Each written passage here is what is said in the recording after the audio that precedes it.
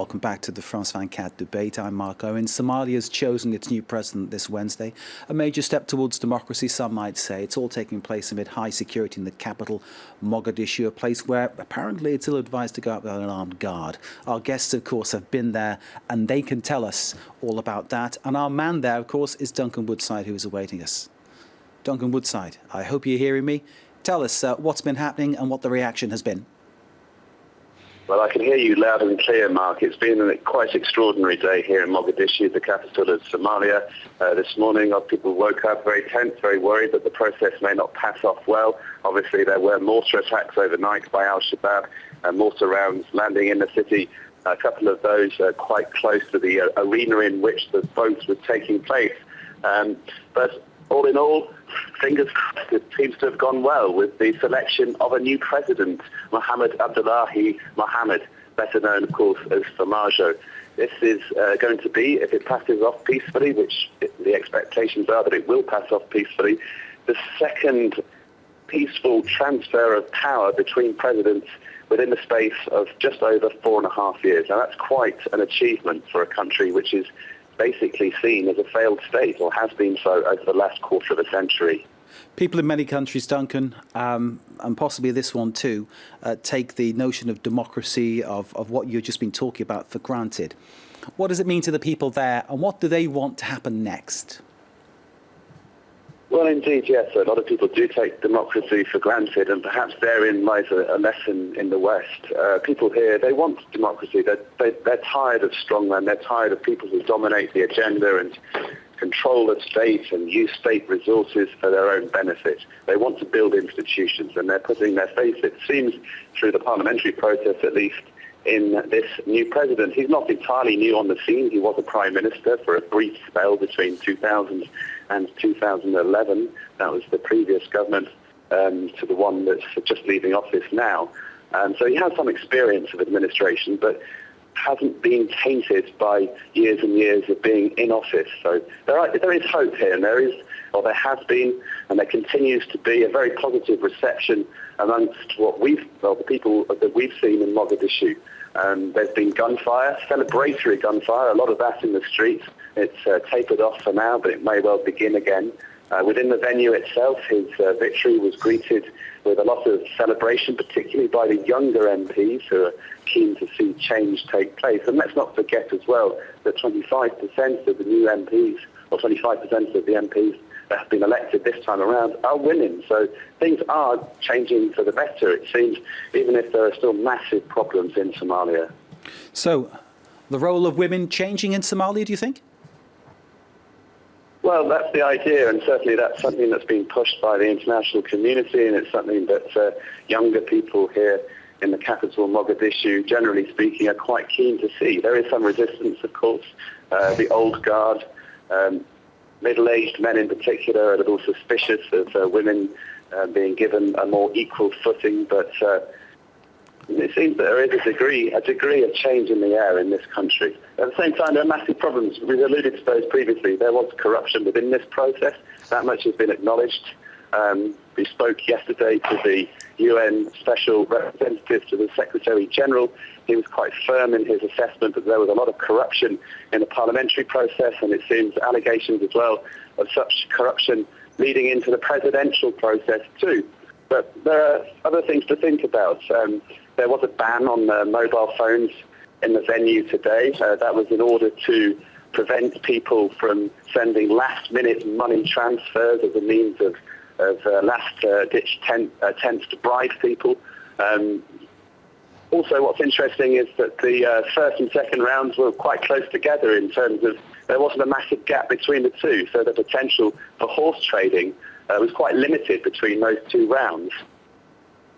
Duncan Woodside, thank you very much indeed for that summary of what's been happening today, what it means and what the changes could be. I was interested to hear Duncan talking about 25% of the MPs being women, which is an interesting move, something that people outside Somalia perhaps will not be aware of. Our guest in the studio, James Andre, our international affairs correspondent. Great to see you. On the other side of the studio is Roland Marshall, CNRS Senior Fellow from Sciences Po. Thank you, sir. Specialist on Somalia. And awaiting us in Mogadishu by Skype, Mohammed Mubarak, Director of the Makati NGO. Mohammed, I'll come to you. I don't know whether you heard what Duncan was saying in the same city as you are right now. Tell us what you think about this result and what are the positives you're looking to see develop now? How would you like to see Somalia go? What are you expecting from your new president? I think the main thing that when he was swearing in, the first thing he talked about, he said he's going to be a government that fights corruption. And that was his platform. And his was one of the parties that signed Integrity Pact with us. So, and I think we're going to leverage that and ensure that he lives up to his promise with us before the election, that if he wins, that he's going to work with us to combat corruption. So that's our main aim. I think if the government doesn't change course and continues on the way that what has been happening in the past 2 years, and will not only be a failed state, there will be no state. And so, I think the main thing is to ensure that the institutions are built, there is an accountability, there is and all the accountability mechanisms are put in place, and the rule of law is respected. So that's what I expect from him.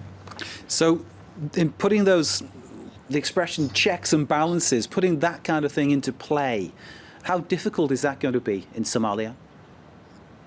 I think we were building that and things started going downhill from 2015, and as the then president, he started to divert all government resources into his pre-election campaign and the election and re-election of MPs that he thought would support him.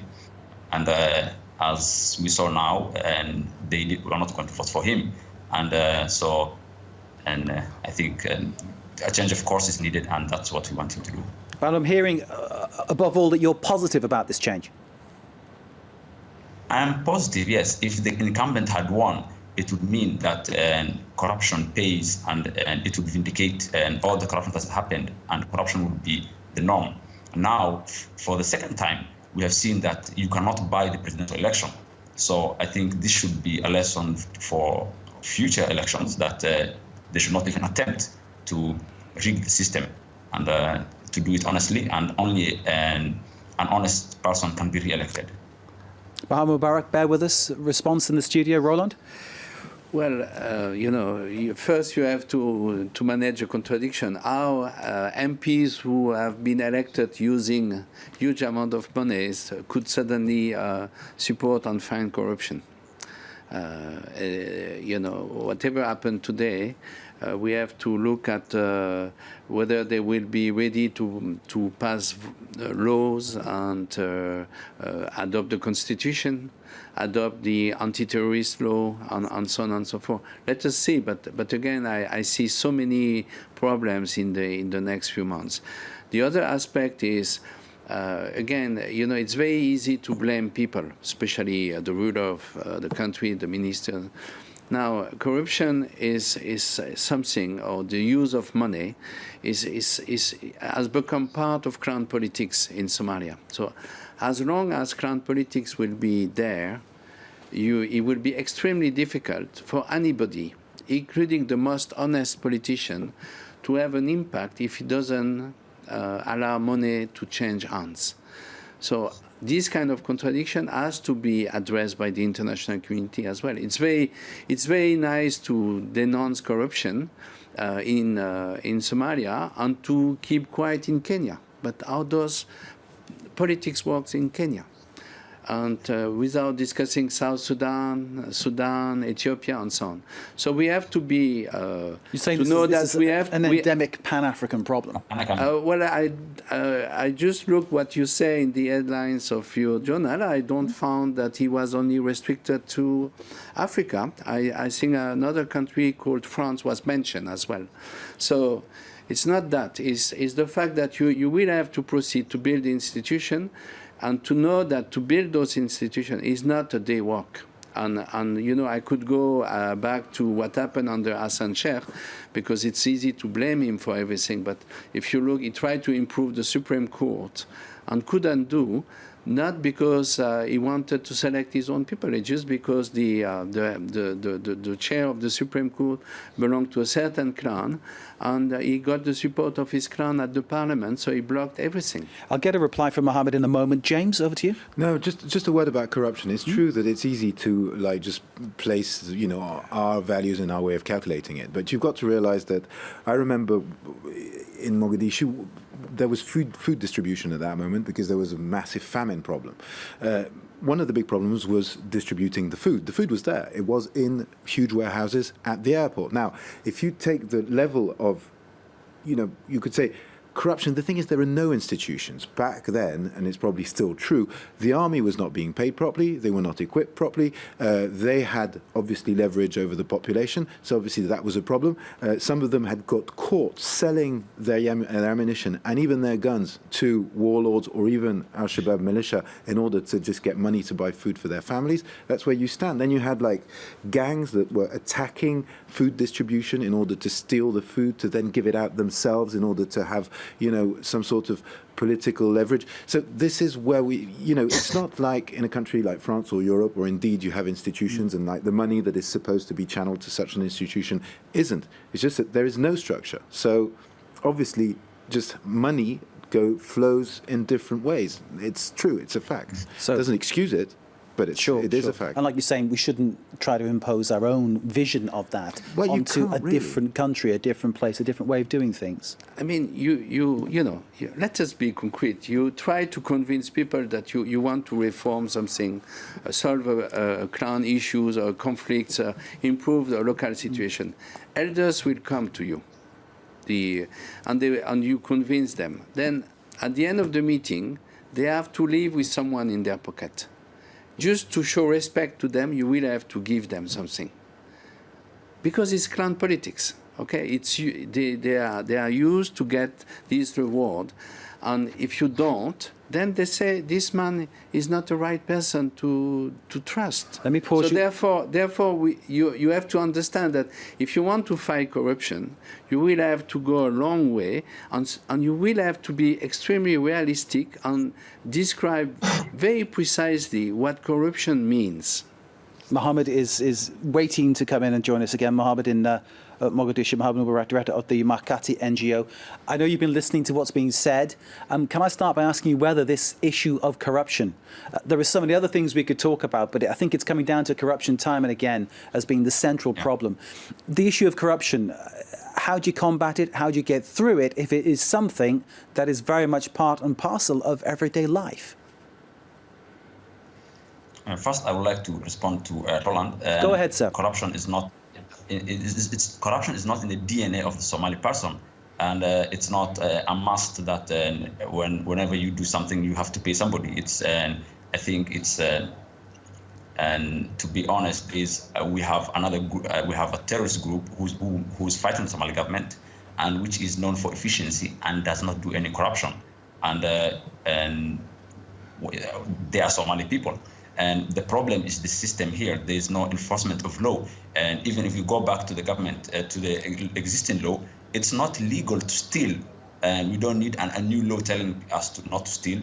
And it's not legal to kill. So, and all those things have been done by the current government.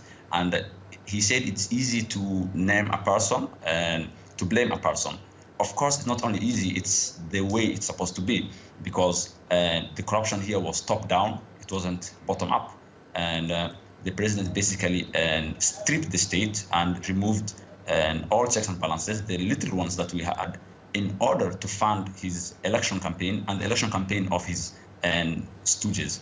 And so he sold off public land when money stopped coming in, and he diverted billions of aid in 4 years and to his support his constituents and cronies and all that. And so he was saying that we are talking about corruption in Somalia, why not Kenya? And I think this panel is about Somalia, this stage, and so it's let's talk about Somalia, please, and not South Sudan and Kenya. Okay, And bear I with us, please, Mohammed. Roland wants to come back in.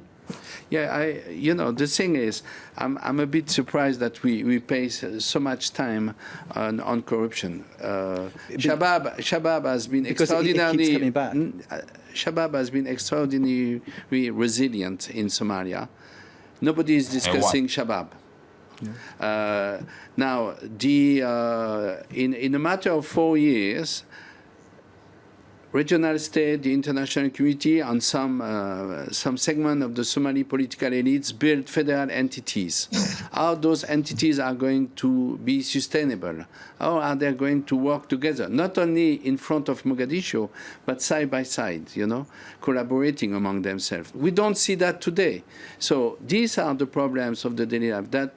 Because if the system gets wrong, part of the economy of this country will get wrong, and then people will starve. And not only because of drought, because they will kill sectors of the economy. Because Somali economy still is partly a re-export economy. So are you arguing that the continued corruption, as you describe it, and Mohammed denies it, that will go on, and you can beat al-Shabaab even with that continuing? Is that what you're saying? What I'm saying is, discussing Shabab resilience is something that goes much beyond corruption, and that's where effort should be put. Now, it's very easy to have a discussion on corruption. Everybody will agree, it's a moral stance, and nobody look the actual political difficulties. How do you beat al-Shabaab, sir? How do you beat al-Shabaab? Well, the point is, sir, I'm not Somali. I'm not the Somali government. I'm not a diplomat representing any country, any institution in the international community. What I understand is this country was unable to organize free and fair elections because this country is still at war. And we should acknowledge this situation first. And if we want to improve, make the election in 2020, let us say, freer and more transparent, and maybe with much less corruption, we will need to improve the security situation in this country. Now, how to do that? I want to know what are the solutions. Is strengthening AMISOM? Well, the new president has been highly critical of AMISOM. Is it to bring Ethiopian troops? I doubt that the president. Is it to build a national army? Okay, let us build a Somali national army. How are you going to do that? While over the last 4 years, huge amounts of money has been spent to do that and failed dramatically. So, it's not an issue only of corruption. It's an issue of political trust among many partners, some at the international level, many at the local level. Let's bring in Mohammed, if you don't mind. Mohammed, beating al-Shabaab, how does that happen? Is it possible? Okay, and as Roland was saying, we need the security forces built. But the question is, why have the security forces not been built? And for 18 months, the security forces, some of them have not been paid salaries. Where has the salary gone? So, it always comes back to corruption. They've been stealing all the money of this. They're not paying salaries. They've not been paying salaries in order to fund the massive corruption and bribery that took place in the elections. And so, if you want to build the security forces, you don't want the security forces not being paid, because when they're not paid, they won't fight. And they will sell their guns, they will sell their ammunition, they will rape, they will rob, they will run criminal gangs, and they will make money. To make ends meet. That's what has been happening. So we have to make sure that the security forces are paid and paid on time.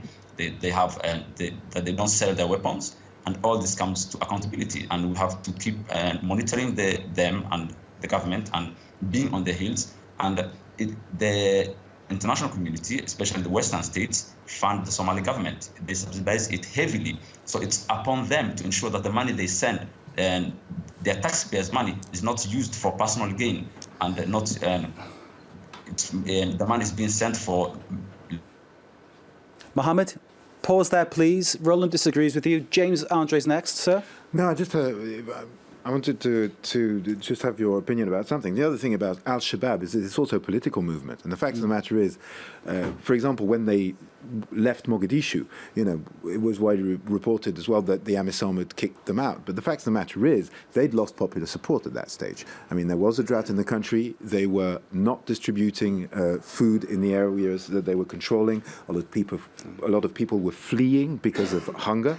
And the fact of the matter is, they'd lost the support of the population in a lot of key areas of Mogadishu, which does mean they did enjoy support from the population. What I mean is that, you know, it is seen like an evil terrorist organization here, but over there it's also seen as a political entity that has its own way of running on things. the ground that the so-called government structures don't fulfill. Is that it? Well, in a way, the thing is, the government structures, and this, you can go back to the, you know, Islamic tribunals, it was the same problems back then. The fact of the matter is there is no state, so they step in and they offer an alternative. Basically, you know, you could boil it down to something very simple. If your neighbor runs your son down with his car, okay, well, the fact of the matter is, if he has any power or money, he will potentially be protected by the state. Under Al-Shabaab rule, he will probably be stoned in public, but at least there is a measure of justice There's in a that. sense Do you of see what I justice, mean? a sense of feeling. And this is why these people are there, and this is why they're still there. And the beating them will take a reasonably structured state in order to be able to take their place. Or else, you need to talk to them. That's Last the other. word, Roland. To put Last word quickly, please. To put in a nutshell, Shabab has been able to produce public goods. And the government hasn't been up to now. The federal entities haven't been up to now. So the question is, what kind of political offer to the population this new government will be able to offer? If there is nothing like the previous one, then this government will be just waiting his 4 years, make ministers richer. We used to call them mortgage ministers because many, including the current president, came from the diaspora, and many of them went back very quickly after their term was over, much richer than when they came in. So are we going to repeat that? Are we going to a new road? These are the questions raised today, and is much beyond corruption. We cannot go to Mogadishu for a final word. We've lost the link, sadly, but thanks to Mohamed Mubarak, director of the Makati NGO in Mogadishu. Thanks to Roland Marshall from CNRS, great to have your analysis, sir, and to James Andre, our international affairs correspondent with wide experience of reporting from Somalia. Gentlemen, stay with us. Our Media Watch segment is next.